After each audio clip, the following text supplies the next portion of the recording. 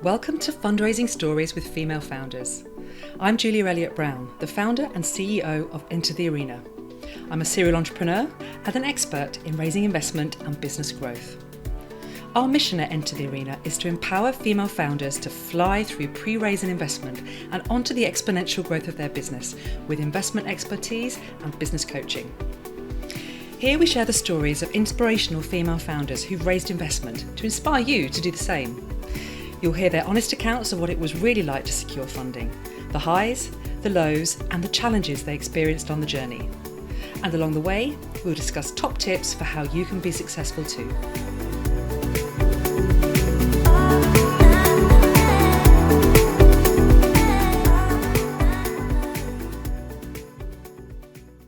Today I'm speaking with Tersha Willis, the co-founder and CEO of Terrible, a music tech business that enables bands, artists, musicians, and content creators to produce and sell merchandise.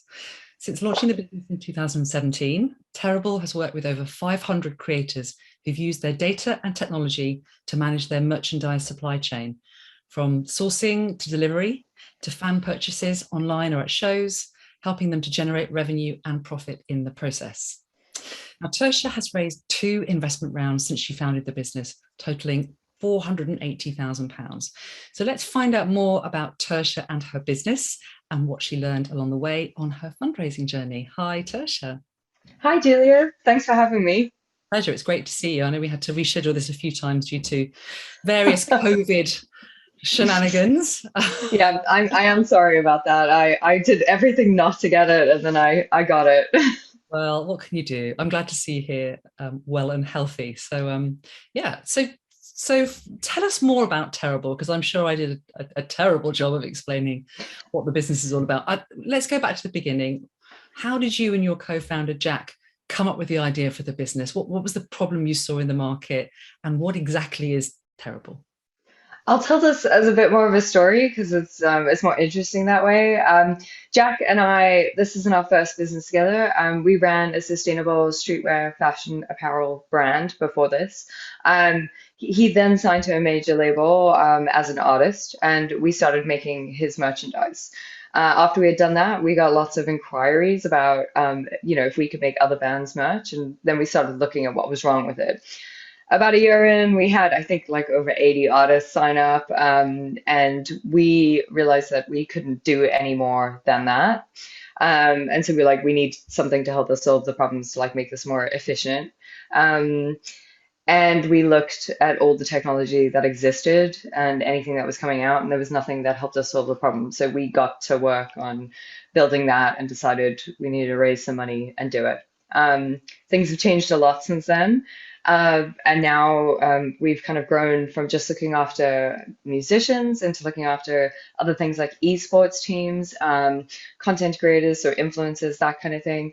And even kind of the products that platforms make, brands make, and even venues make as well. We've also done festivals as well. So we've gone everywhere where products are sold since then. Amazing. So anybody that kind of needs merchandise to go with their brand, but you're doing the tech side of it as well as producing the merchandise still? Yeah, so there's a really good reason for it. So the like making merchandise is making merchandise on a small level is really easy to do and not very expensive. When you start to scale out that business, it gets very complicated. There's a lot of stakeholders in the way, and artists, creators, or anyone else lose a lot of money by using lots of different systems for it. So we've built almost a universal supply chain management system that kind of forms the backbone to their business. Once the designs go in, everything is kind of automated from there. So your inventory and your need is predicted. It's kind of done against other artists and other people in that sector with those sort of products and where those products are going to be. It'll send things to online and manage that entire business, all the sales and the logistical side. If you're going to shows, if you're an artist or an esports team and you're playing events or at shows, it'll manage your merchandise business there. There's a way for you to sell everything, automated inventory and reporting so you can see exactly what's selling in real time. And then at the end of it, you'll move it to the next place. It'll tell you what's running out, what you need to restock on. That'll all be automated and sent to you at wherever you're going to be next. And then eventually the payout part, which is the most important part for creators. And all that stuff happens, via basically they sign up and then they get a payout. They hit a button and the money goes to their account and everything else is done.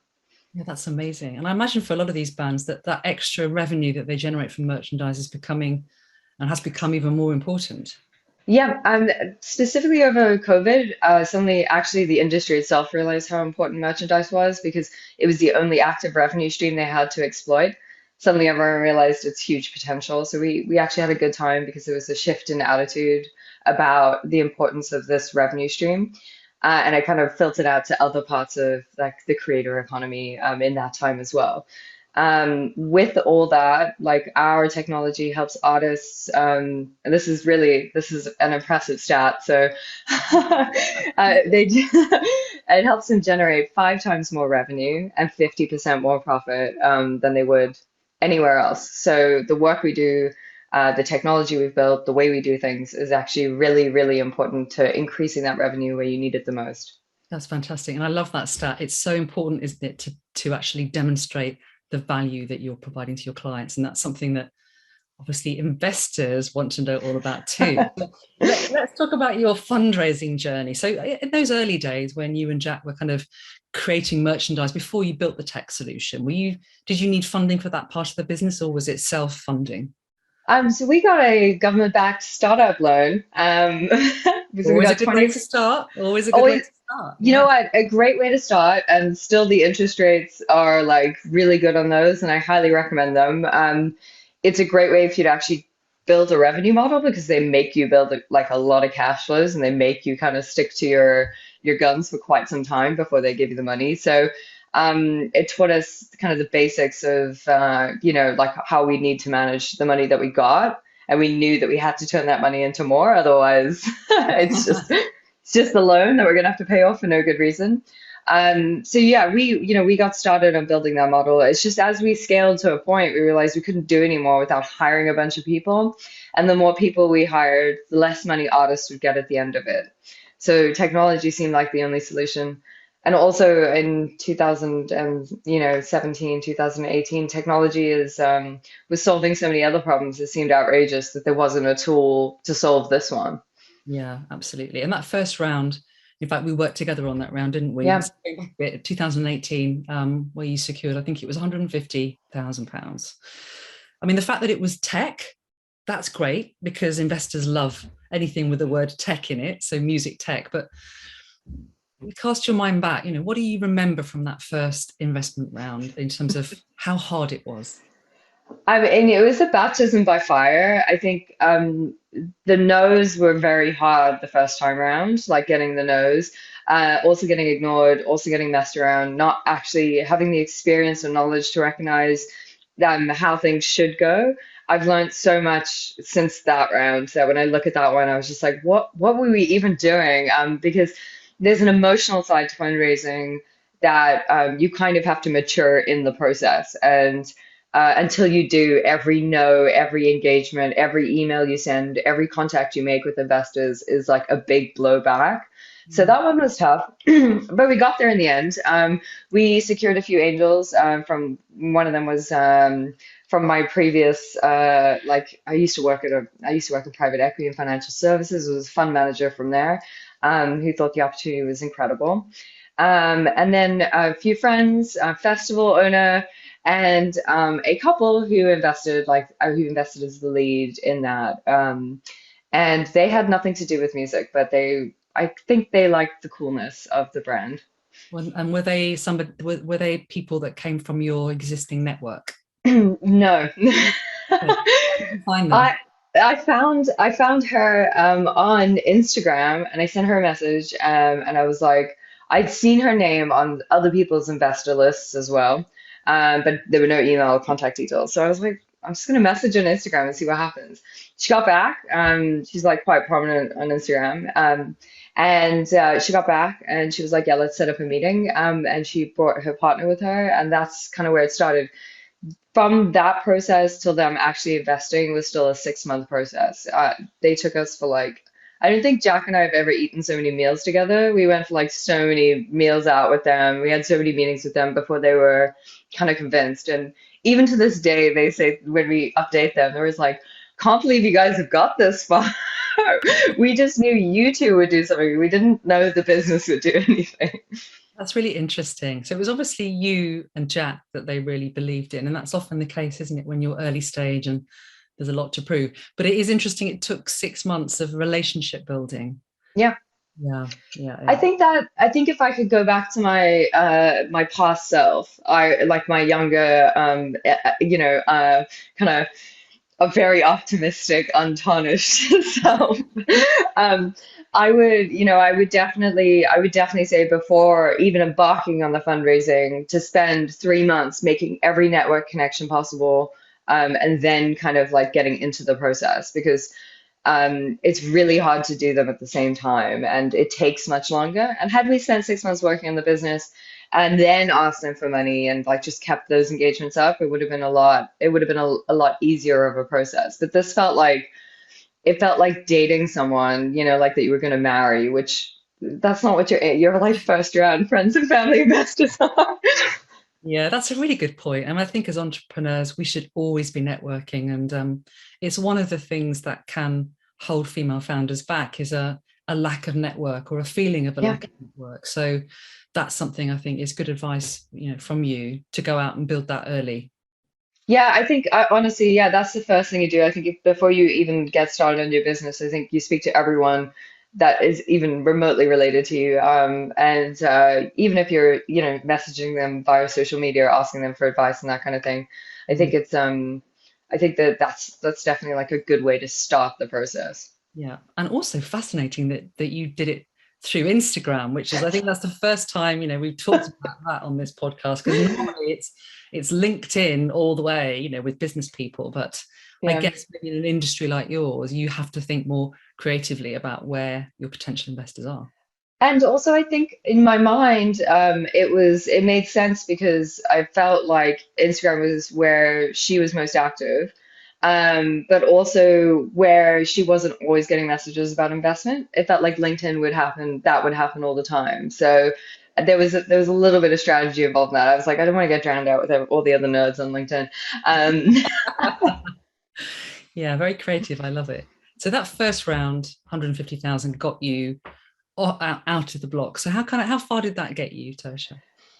We built our MVP and we got it working. We delivered a full working like minimum viable product. We actually got it out to testing as well. We didn't grow the team with it. We didn't intend to do that with it, but we grew our roster, like we doubled it as well, got people using it. And then the pandemic struck.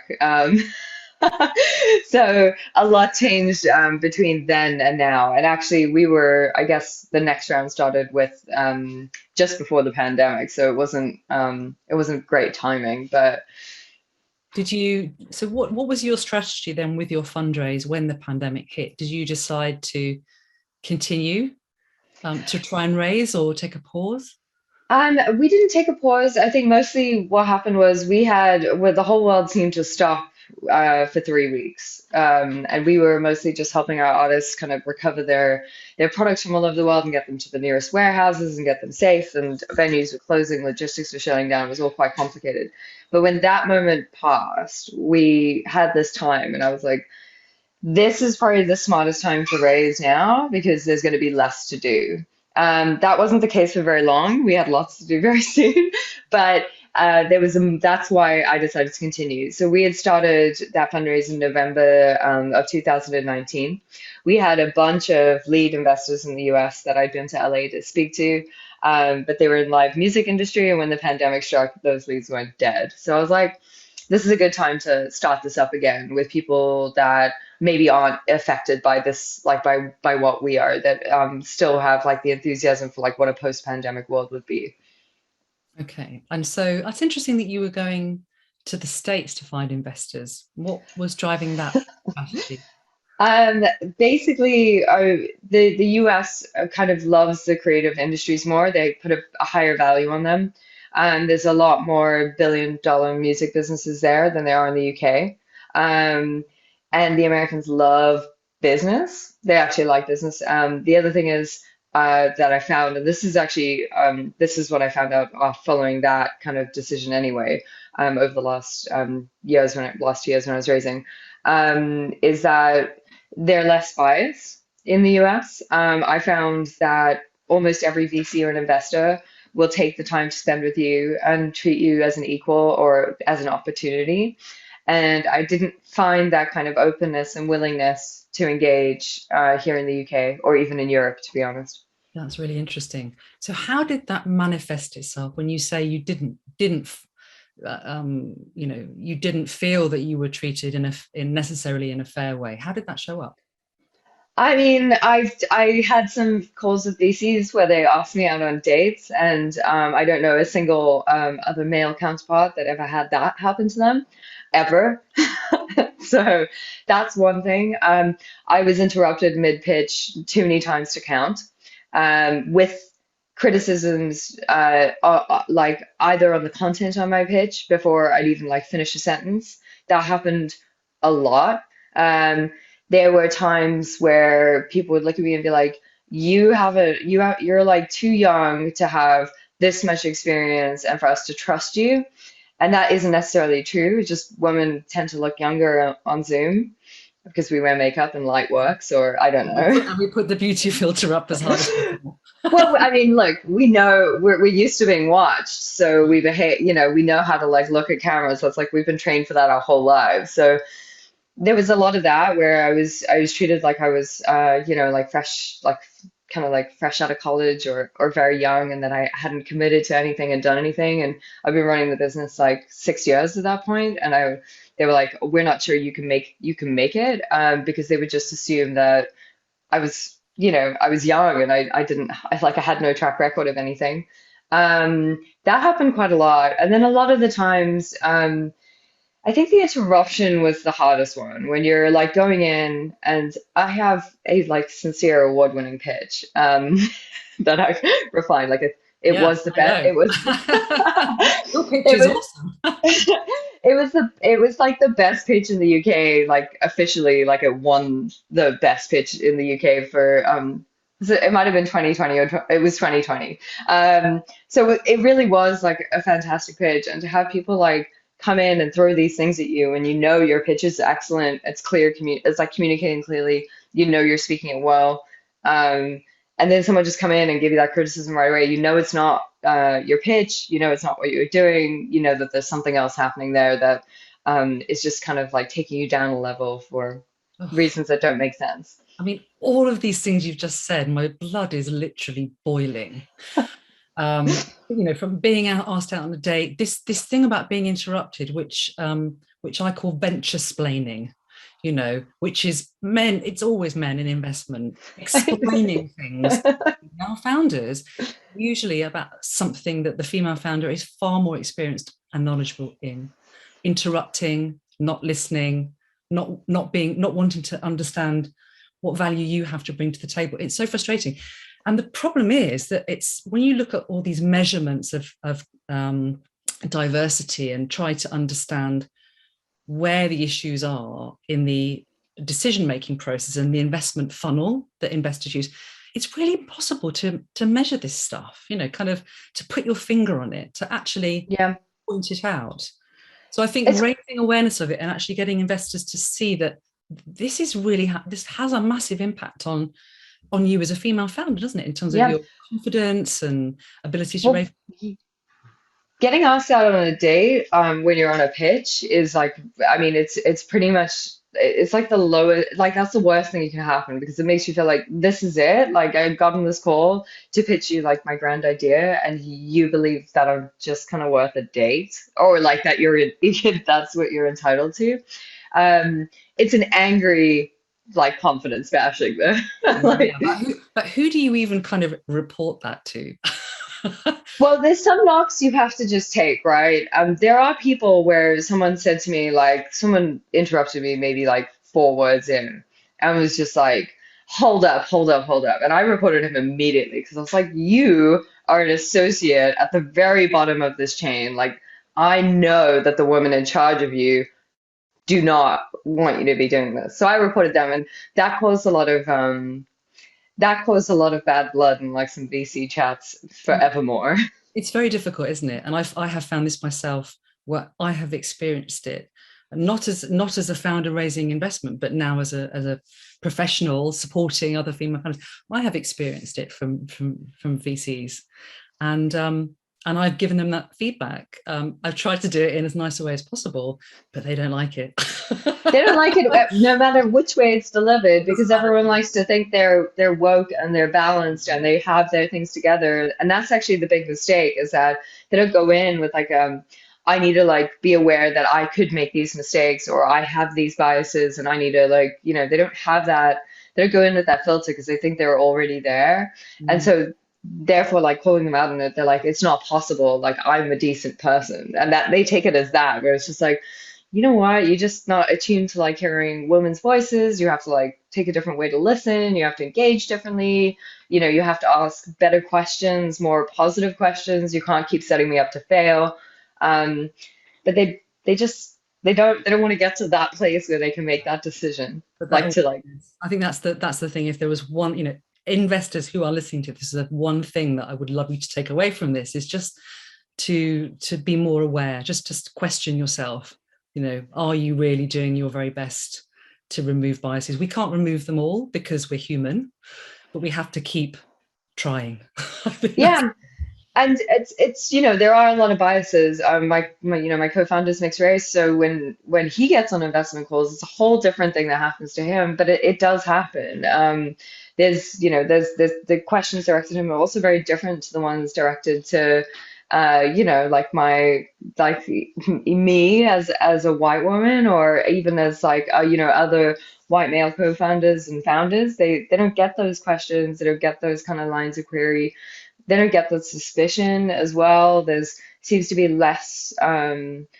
there's less confidence in founders that they don't see very often. And I don't think it's, anyone being against anyone, giving anyone opportunities. I think it's just unfamiliar territory. yeah, it's that pattern recognition thing that comes up, isn't it? They invest in things that are familiar. Yeah. Again, it's human nature, but we have to question that. But so you've experienced some of these things, and also you mentioned just a little while ago about raising money in the creative sector, and that was one of the reasons why you were looking at the States and how it's different here. What have you seen in the UK specifically around the appetite for investing in a business like yours? I mean, the the creative economy, like the creative kind of industry investment is so far down the scale compared to most other industries in the UK that the government have set up like a specific kind of like educational board to help creative businesses get investment. Um, it like tries to explain to investors all the advantages of investing in creative businesses, how they pay off long term, that kind of thing. The only real kind of government backed, I'm using air quotes, I have to say that because we're on a podcast. The government backed air quotes in there is like a loan company for like creative projects, and I just feel like there's just not enough awareness of how profitable these things can be. But you look at things like you look at things like kind of the Harry Potter series, and you just think about how much money that's worth and what those licenses did. And actually, creative industries are a huge opportunity. But they're just, people aren't used to investing in things that way, and it's a little, creative founders look a little different to And again, like the usual, the the usual. profile of investors doesn't typically they don't typically come from the creative industries, so No, there's that mismatch again, isn't there? yeah, absolutely, and that's a different one. But it's also just the UK and Europe actually they really like investment trends that are a little bit older. The US likes to find new things to invest in. They're looking for the next thing, the next big thing, and they kind of go on like these huge things where they bring it. And then about 5 years later, the UK is like, yeah, let's invest in some grocery delivery apps, and yeah, let's invest in this dating app. It's like, Yeah, yeah. So you were kind of ahead of the curve. but yeah, totally. but you have done it again, and you have completed your second round, which is a great result. So how did you do it? What would you say were the the top tips in terms of, succeeding this second Uh, time? yeah, so the second time was I learned a lot. I learned a lot. I became an intern for fundraising and for pitching and for everything, and I mastered every single phase of it. And I wasn't as successful as my ambition set out to be, but I did so much work that we improved our business quite significantly. So I didn't need all that money at the end. We didn't, not me personally. But the things I learned that are most important is the network, which we've spoken about, building a network of founders that introduce you to their investors, that invested in them, are the most valuable investors you're going to meet. Having warm intros to people that haven't given anyone money are not helpful. There has to be a track record of investment. Those are most likely to work out. Um, oh, their companies should still be alive as well if if they're introducing. That's just a little caveat there. Okay. A lot of startups don't Sounds like make you've had it. some bad experiences along the way. The collapse of a startup after they run out of money and they're not going to fundraise again, or founders leaving. There's many reasons that it happens. Is quite quick. So sometimes you won't know that the introduction you got 2 weeks ago, the startup's now dead. So you sense a bit more reluctance. Like, well, that guy didn't see it through, so are his friends going to make it? Your introductions should be ones where someone's invested and they're valuable that way. The other place I always recommend is, again, using your network. We had our best investors came from a lawyer that I had met at kind of a music summit, and we had just gotten along famously. Went to lunch a few times, and he introduced an investor that introduced more investors to us. So that was really valuable. Lawyers are someone that people really trust. So Mm. they're a valuable person for an introduction. All Lawyers, the accountants, another good one. You never really know where it's going to come from, do you? That's the thing. If you're, yeah, you you know, don't. they'll introduce you to who. And then we did a lot of cold stuff. What happened in the end? We had one like boutique US VC invest in us, and they were in music, loved music, but were also a client of ours at one point, even before the pandemic, and kind of got it. And then our like the other I have maybe four investors that are all in the music industry that have kind of exited the music industry or starting the new thing or sold things or just kind of like watched the long suffering kind of trend of what happens to artists in the music industry and actually seeing this as a viable solution. So there is something to be said about going to people who get your market on a different level. Yeah, I think I mean, especially with cold outreach, there has to be some kind of connection to your business or Yeah. industry, or, or to the kind of business model you're building. Yeah. But that's again, those require relationships to be built over time as well. One of our investors spent like 4 months talking to us and getting to know us, and even asked me to like appear on some panels and conferences with him before he actually wrote the check to us. Yeah, yeah. But what's slightly I find quite interesting about your campaign is how many meetings you had, and it was a lot. Yeah. Over 400 meetings, which is really unusual. So how come? Well, I mean, I sent about two. I got two. I did like 2,000 outreaches, so I actually had a pretty good ratio for getting the meetings in. And I think 430 of them, I'd probably say half were pretty down to me, just not like communicating effectively, or like being able to communicate to the person on the other side effectively enough so that something clicked with them. And I refined that process as I went. There were many factors. I think most of the time we were delivered some really kind of excuses that just illustrated everyone wanted to take a meeting, which I think that's the job of your pitch deck to get you there. So we did a good job on that. The pitch is excellent, but then there was always just something almost everyone universally said they just couldn't quite get it over the line, which is my favorite. Like that's the most common rejection I get. Like I got in the entire process. I must have gotten. I think we even did a document where we drew it up and we put like couldn't quite get it over the line as the title of the document, just like how many people had said it. And there was It's very frustrating, that kind of generic no from an investor, Yeah. were you able to get under the skin of what that really meant so that you could learn from that feedback? I mean, every time that feedback, that everything would come like, you're amazing founders, this business idea is great, but we just couldn't quite get it over the line. It was just what everyone would say to us. They'd deliver like a flood of like nice things and then say that. There were about maybe about 10% of the investors we spoke to would deliver us kind of really honest feedback. And that was the most helpful because you could kind of see where you weren't making connections with people, and there was points for you to refine on that. But most of the time, almost all the investors we got didn't see a pitch bar. Like I did like a pitch event in person, and we closed a bunch of checks that night. But everyone else didn't really see the pitch. It was just they saw the pitch deck. They had a conversation with me. They didn't really want me to pitch to them. They just wanted to talk to me. So Mm. Very it's a frustrating. strange one. It is. I do again, another sort of thing. I think it would be great if investors could take the time to give you a little bit more feedback. Not you Yeah. personally, but everybody, just even if it's harsh, even if it's brutal.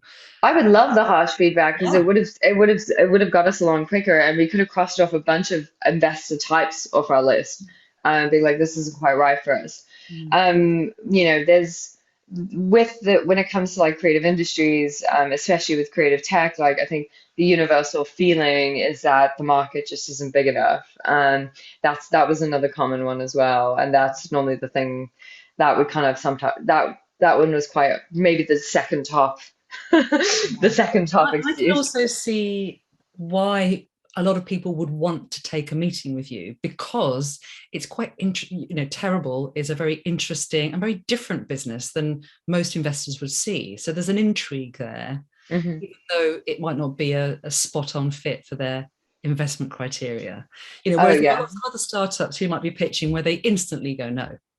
So I can see why you might have had a lot more meetings with people who were sort of curious, but perhaps it wasn't ever really going to be a yes. Yeah, well, this is an important thing to do in fundraising is actually like figure out the people that will never give you a yes and get rid of them. Just get them out because that's again, it's emotional energy, it's your time. Um, that's better spent on those hours that are spent pitching to people that would never really invest. Are much better spent investing in relationships with people who will invest. Yeah. I mean, do you think if you went back again, is there anything you could have done before you took the meeting to flush out those people who would never have said yes? I mean, basically, I think I learned my very best lessons right at the end. The way fundraising goes is changing all the time. Seed legals with seed fast notes here. We have a different way of doing things now. Things are much quicker. You can force a term sheet much quicker now than you could like the first time you raised money, which I love because I'm like, sign this or you're dead to me. Um, that's like how I go. Yeah. I'm like, unless they specifically request anything from me, I'm like, term sheet or no, like then we go, like we move on. And I think that for me, I wish I'd taken that, like any time I wish I'd taken that moment to force that question within a certain amount of time and get a yes or no there. Because if they're interested, they'll be like, yeah, send me that. I'll review it and I'll see what I'll come back to. Or they'll be like, no, I don't want a term sheet. And you're like, cool, just save myself 40 minutes more talking bullshit to you. Exactly. I Yeah. mean, closing that commitment in that first meeting, whether it's a yes or a no. If it's a maybe is a no. So No, you have yeah, to you have to dig under they, that maybe and put them to maybe for another round or maybe not at all. But you know what? Maybe they're dead to me. Like that's my attitude now. I'm like, unless it's a yes, and you've asked me for something else that I haven't fulfilled already in this pitch. Like you want to see the numbers, you want to, check companies like whatever you want to do, like fine. I'll assist you with that if I've like fallen short of it. But unless it's a yes, like you are dead to me. You like literally done. I never speak to you again. You never happened. It's like the worst breakup ever. It's like fine.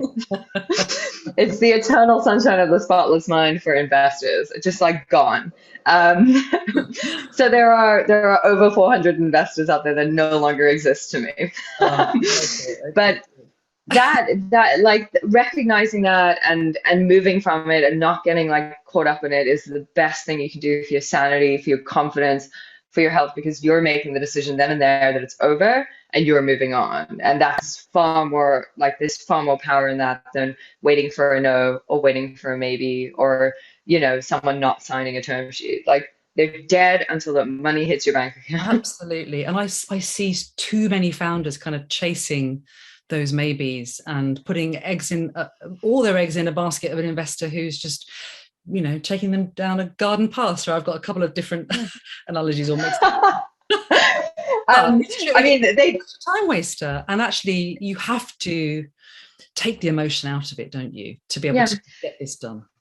And actually, that helps you with your investment process because I think if you can sense a no coming, you're like, do you want in or do you want out? And that moment, if they had any doubts about you as a leader or a CEO or the ability to do this, that it might shift them to a yes because they don't like otherwise they know this is they won't get another opportunity, or you'll get your no and you ask for the no because you're like, can we do this or not? And there's power in that rather than leaving somebody feeling deflated or like, how did it go? I really thought they liked me, but they didn't text me back. Or it's like that is such an important point. And I think especially for female founders to hang on to is that we have that fear of making an ask because we're afraid of what the answer might be. But it is so empowering when you make the ask and get a no. Actually, yeah. Better to get a yes, but the no is actually really empowering. Well, every no gets you one step closer to that yes, because as long as you're going, someone will say yes. Like someone will get it, see it, and be right there with you. So the no's are like, it's like cool, down, next one. Like I need 100 no's to get my yes. Like I'm going. Like now we're like on 98. Cool, let's get the next one. You got your round done. So how many yeses did you get on this round? Who did you get your yeses from broadly? I think we got an angel group, an all-female angel group, to give us as our lead. So I think there were 12 yeses amongst them. But again, that was a long time relationship that we built. And they said no to me once before, and I didn't ask them again, and they asked me to pitch. And I was like, yeah, okay. And then outside of that, I think we had maybe 7 or 8 more investors. Great. And from your industry or? Yeah. So from our industry, we had, yeah, most of them from the industry. The ones that weren't, the angel group wasn't all that, but the ones that weren't are in industries that we're now moving into. So fantastic, amazing. So what's going on now with the employing these funds that you have? Is it going to last you a while, or have you got to get back out there and raise again soon? I'm hoping never to raise money again.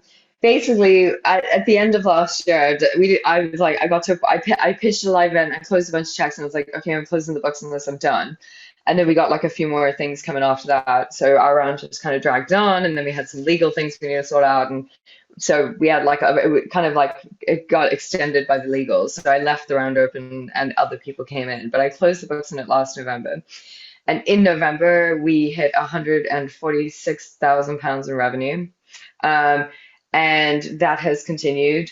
So we are now, and at that moment, I was like, why did I spend all this time fundraising when I had this much revenue potential as soon as I put my focus on it?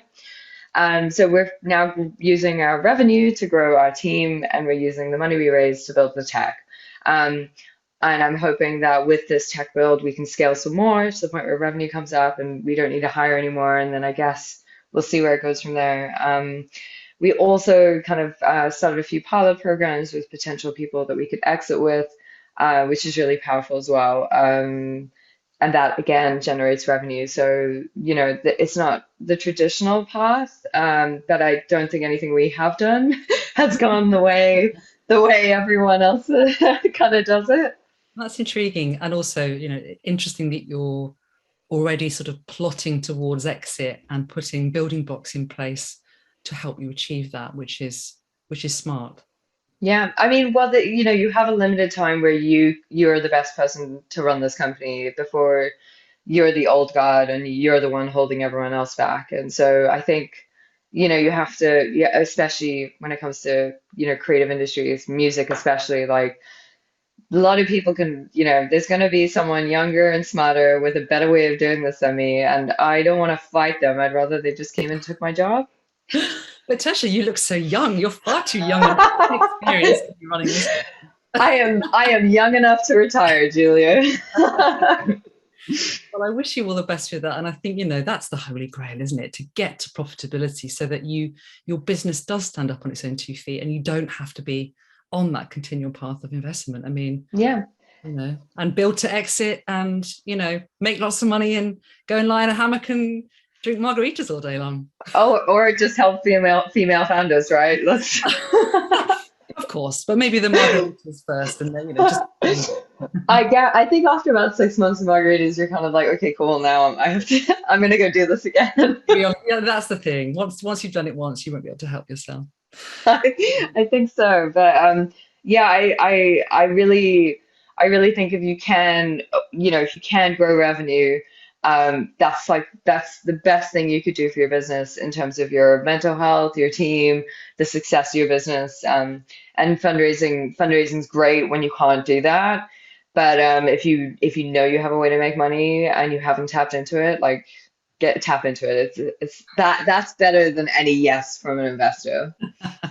Amazing. Thank you. Thank you so much for sharing your story, Tersha. Lots of really interesting learnings from it. And we wish you all the best with taking Terrible into much bigger markets. Thank you. Thanks for following Fundraising Stories with Female Founders. This content is all provided to you for free, so if you've enjoyed today's episode, please subscribe so you never miss another one. Enter the Arena has helped hundreds of female founders fly through pre-raise and investment and onto the exponential growth of their business. Our first-hand experience, expert guidance, and proven programs help female founders unleash the Wonder Woman inside. To see if we can help you do the same, head over to www.enterthearena.co.uk. I'm Julia Elliott Brown, and I look forward to talking with you soon.